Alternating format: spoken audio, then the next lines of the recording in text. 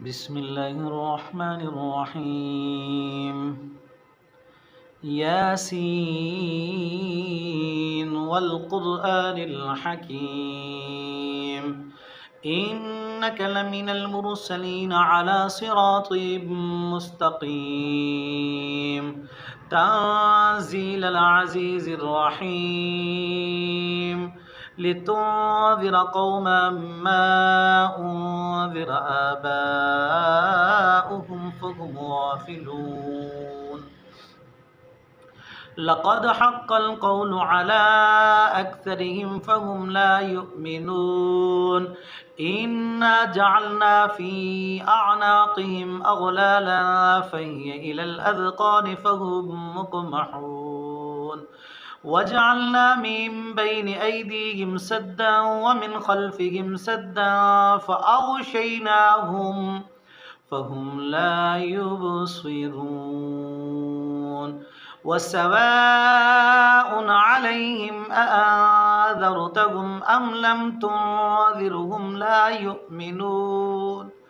إنما تنذر من اتبع الذكر وخشي الرحمن بالغيب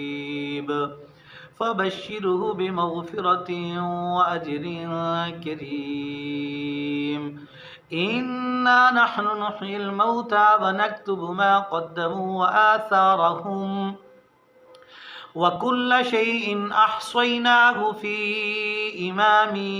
مبين واضرب لهم مثلا أصحاب القرية إذ جاءها المرسلون إذ أرسلنا إليهم اثنين فكذبوهما فعززنا بثالث فقالوا إنا إليكم مرسلون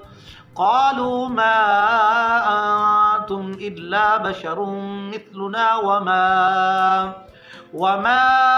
أنزل الرحمن من شيء إن أنتم إلا تكذبون قالوا ربنا يعلم إنا إليكم لمرسلون وما علينا إلا البلاغ المبين قالوا إنا تطيرنا بكم لئن لم تنتهوا لنرجمنكم وليمسنكم منا عذاب أليم قالوا طائركم معكم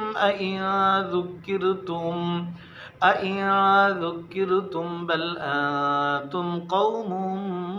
مسرفون وجاء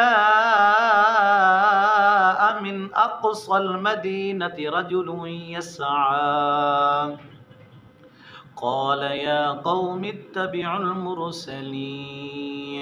اتبعوا من لا يسألكم أجرا وهم مهتدون صدق الله العظيم.